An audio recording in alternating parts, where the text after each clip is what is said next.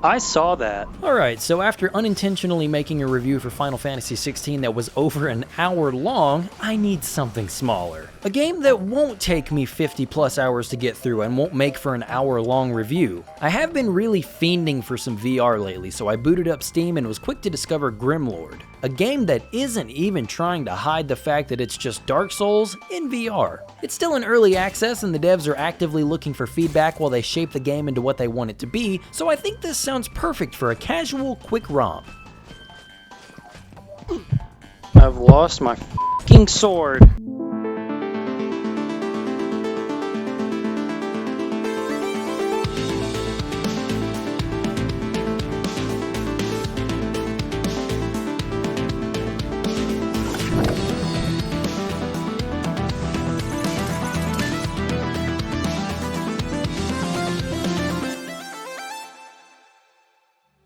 Like I said, this game isn't subtle wearing its influences on its sleeve. I begin my journey in a dark prison. Shortly after, I make my way to a tutorial boss in a cobblestone archway. To then find myself in a safe haven type place with a collection of NPCs and vendors that will help me along my journey. Alright, I get it! It's Dark Souls, like I said, but structurally, I suppose it'd be more appropriate to call this closer to Demon Souls. There's this dial that acts as your bonfire. Grabbing these crystals and squeezing them acts as an area select. There's only one level available at the moment, so we can only warp to the hub and the castle, but I like that it's set up this way. You'll come across more dials as you make your way through levels, and they always give that sense of safety when you come across them. And more so than any of the other indie Souls games I've played, I had the dilemma of making it so far from one and being low on health that I reluctantly trudge on hoping to find the next one and spend my hard-earned souls. That constant decision making made this a very engaging adventure game. Combat in general is pretty satisfying. Landing hits is very rewarding, but you can't just swing your weapon willy-nilly. Most enemies are armored and have to have certain weak spots targeted. You can tell when you're doing decent damage by the sounds the hit makes. If you get a dry clang noise, then you hit their armor. Maybe some jingling if you hit their chainmail, which is a little better, but if you get a juicy smash sound, that means you're hitting flesh. And the basic enemy type, zombies, demonstrate the best part of the combat, the dismemberment. It doesn't matter which type I'm fighting. If I can, I'm going for the neck. Because yeah, it probably does the most damage, but the main reason is there's a chance this will happen. Ooh. The zombie enemies are pretty easy to read and take down. There is a healthy variety even within the zombies though. Some aren't wearing helmets, so the head is the obvious weak point. The ones with chainmail have more protection, but with a little opening in their abdomen, so striking there will obviously do more damage. You can use this little dodge hop to quickly jump in any direction. Of course you can hop back to avoid getting hit, but later on I liked using it to sidestep attacks and get a good swing in. But what you'll be doing most of the time is parrying, using whatever weapon you have equipped at the moment to block incoming attacks and stagger the enemy for a moment. There's these executioner zombies that will deal some heavy damage if they get to you, but they're easily the biggest pushovers. The executioner guy's swings are so easy to block either by weapon or shield, and then they just take slash after slash right on the head. There are these necromancer enemies who summon zombie soldiers and shoot a really slow magic projectile occasionally. They are tough to start out, but later on they aren't that bad. Skeleton archers are the biggest jokes in the game. I don't hate them or anything. They are there to be the easy range targets of the sandbox. It's just funny how quickly they go down. The human archers aren't too difficult either, but that's if I could get to them because they're usually guarded by these armored knights. These guys are my least favorite common enemy in the game, not because they're too hard or anything. They are the toughest to actually fight, but it's their moveset that I don't like. If you don't have a shield, these guys are nightmares. Their attacks come out too fast and do a good chunk of health, but the most infuriating thing about them is how much they move when they attack. They love to lunge forward and get all up in your personal space, with this often leading to your sword and shield getting stuck on their model. And potentially this leads to you taking unfair, awkward damage. The movement of their attacks needs to be toned down a bit. Duels with them are fun. Learning that they have a weak spot on the back of their neck was really cool. And also that smashing their face knocks them back. Very fun to do, but they're still the only enemy I actively get worried about when seeing. When things go wrong, they feel like unfair video game enemies, not strategic armored knights. All of the enemies can be pretty stupid though. I feel like the AI has a long way to go before it's in a reasonable shape, because enemies will run into walls if they know I'm on the other side, they can easily be leashed by abusing parts of the level, and they are really bad at just sitting there and letting me hit them in the face with magic. Like really, really bad.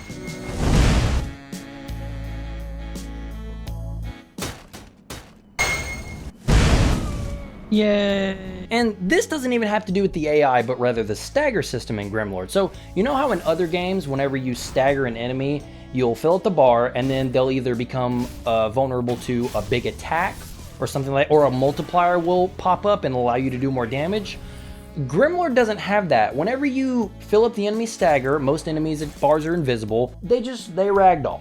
They're just on the floor now, and you can just smack them with your weapon repeatedly, and it's really, really weird. It was very comical unintentionally, I believe. But like some enemies, like the knights, they can get up pretty easily after it, but zombies, you smack them until they die. It didn't really ruin the combat experience or anything. It's just like whenever they went down, they were down. Oh, and one more thing on the AI. Why are zombies and normal humans so friendly with each other here? Why are they all working together to kill me? It might be too much to ask, but I would love some sort of faction system, making it to where zombie enemy types and human enemy types can harm each other, or at least they don't like each other. Again, I know that's a big ask. I just think it makes soul runs more tolerable and more interesting. But let's dig a little deeper by examining my first few hours of game time. In the tutorial, the game gives you a sword as well as a shield, and it does a great job of blocking attacks. But at some point in the tutorial, I lost it because enemies can randomly hit your weapon out of your hands. Not a fan of this happening, by the way. It's a punishment for using the systems in the game. It's like tripping from Super Smash Bros. Brawl. No one likes that shit. But anyway, I lost the shield and started using the sword on its own for a while. I got through the tutorial as well as partly through the first level, but then started having some trouble around here. Enemies were starting to mob up on me and the archers were picking me off from a distance. You can deflect arrows with a weapon, but it's not really reliable. I thought to myself, man, a shield would be really nice right now. So I go back to the hub area and learn that there's a magic chest that allows you to recover any weapons that you lose in levels. This is such a cool feature. I love being able to go back and just summon any weapons I have at any time. So I got the shield, and let me just tell you now, always have a shield. It's amazing just how comfortable blocking all kinds of attacks in this game is with a shield. It makes battling every enemy type exponentially easier. But arguably, more important than the shields are the weapons you can procure. Spears, hammers, magic staffs, and much more. In the beginning, after I learned the ways of the shield, I got a lot of mileage out of a sword and shield combo, making some lunges, making some sweeping neck cleaves, turtling behind the safety of that beautiful circle of wood. It was getting me results. But I wanted a heavy weapon. I'm a heavy weapon guy when I play any Souls game. Why should this game be any different, I thought? But I don't want to two-hand something and give up my shield. This is where Grimlord's coolest feature comes into play, its weapon crafting system. In the different archetypes of weapons, your swords, axes, magic staffs, there are parts for each of them. To fix my problem, I attached a great axe head I got from beating the tutorial boss to a short handle. It's got some weight behind its swing, but it can knock these enemies around. And as for ranged offense, I stuck with a magic staff. I am absolutely terrible with archery in VR, as I made very clear in my Vengeful Rites video from last year, but magic missiles are way more my speed. There are 4 different kinds of gems you can use to make a staff, all giving a different element. I only used 2 during my playthrough, the fire gem that has an awesome AoE fire slam, and then I used the royal ice gem. This projectile could be charged up for more damage, and it came in handy on more than a few occasions for cheesing enemies. But its ground slam spell confused me. It made this ice spike trail, which was really cool, but it was barely doing any damage. And against bosses, I don't think it did any at all. But then, I discovered its real purpose. Zombies are totally frozen by the attack, and if you hit them with a heavy weapon while they're frozen, they shatter, turning them into complete non-issues. And the necromancers too, I could shut down their whole operation now by shattering whatever they summon immediately. But if that's not your style, the smelter will allow you to break down whatever weapon you place inside it back down to its base materials, allowing you to always swap out and experiment with as many different weapon combinations as you want. This was the coolest part of the game, building my arsenal the way I want and putting it to use in the game's world. Because exploration is really top tier here as well, you can tell that this team was very inspired by Dark Souls 1 specifically for level design. The corridors are filled to bursting with barred doors and have to be unlocked from the other side, elevators that have to be activated at the top level, and gates that reveal the next part of the map after you lift them. Some of these sections are even vertically stacked. If you keep your eyes peeled, you'll even find secret routes that will lead you to extra treasures. You'll find new weapons that you can put to use right then and there, as well as recipes that give the blacksmith more parts to craft with. But you'll also come across items that can help you in the heat of the moment. Potions that you can use to refill your health and magic are plentiful and helpful in the early game, as well as bombs. So these can be primed and then tossed to detonate a short time later, but they suck. They barely do any damage at all, and they have no blast radius. They would be cool if they did damage or made a decent explosion, but they don't do either, so I stopped trying to use them after a while. And on top of them sucking nuts, it's a hassle to use them. The inventory system could stand to be reworked. You can hold like 5 items in your pouch, and by hovering a hand over the pouch, you can use the trigger to cycle through the contents and then grip it to pull it out. But to use potions or bombs, you have to have both hands, one to hold the item and the other to either pop the cork or pull the pin. Meaning that when faced with enemies that are trying to kill you, using one of these is the most clumsy shit you've ever seen. This isn't a problem that's exclusive to Grimlord though. Plenty of VR games struggle with item use. I think the only system that I've seen pull it off well is Half-Life Alyx and the wrist storage. And also in that game, items like bombs can be primed with one hand. I think it would be infinitely beneficial to devise a similar system here. The immersive UI that displays health and magic on the dominant wrist is already a gateway to implement something like this without it feeling out of place. Of course, I understand that's way easier said than done, but I do believe that it would make items far less painful to use in the heat of the moment. Even though some of the rewards could use some work, exploration stayed as a highlight throughout my playthrough. If I could make a personal complaint though, I think the lighting in some of these areas could use some work. There are some areas that are appropriately lit and have ambiance that befits the setting, but there are some rooms that are just way too dark to trust. But it gets so dark. F it, no. No. There were a lot of areas that were just flat out hard to read. I couldn't tell if anything valuable was on the floor, causing me to resort to my magic staff as a light source, which is kinda cool, even a little immersive honestly. But it constantly makes a droning sound, which can lead to this.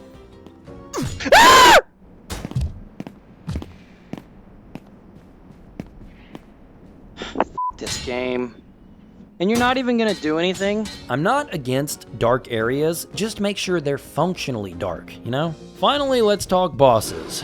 They aren't great. They're all damage sponges with very few unique gimmicks. The tutorial boss was tough because I was still coming to terms with the mechanics, and again, I didn't have a shield. I imagine it would have been infinitely more doable if I had the means to block his attacks. That's on my dumbass 100%, I'm just mad at myself. Next is the golem boss. This guy wasn't awful, it just wasn't fun. The fire slam move seemed to do a lot of damage, but that drains my magic very quickly, so I was left to tippy-tapping him until he died. I seriously just got a few taps on him, saw the attack he was going to throw out, backed away to dodge it, and then went back to tapping his grippers. He's got a gem on his back that's his weak point, and if you fill his little posture meter up, you can give it some tippy taps too. I kept thinking this would have been a great fight to implement some sort of climbing system. There's already one in the game and it works really well for exploration. Maybe have some broken gems that are revealed after some big attack that allows you to straddle him and maybe hold on with one hand while you grab your weapon with the other and attack his weak point before being shaken off? I don't know, I think it sounds cool.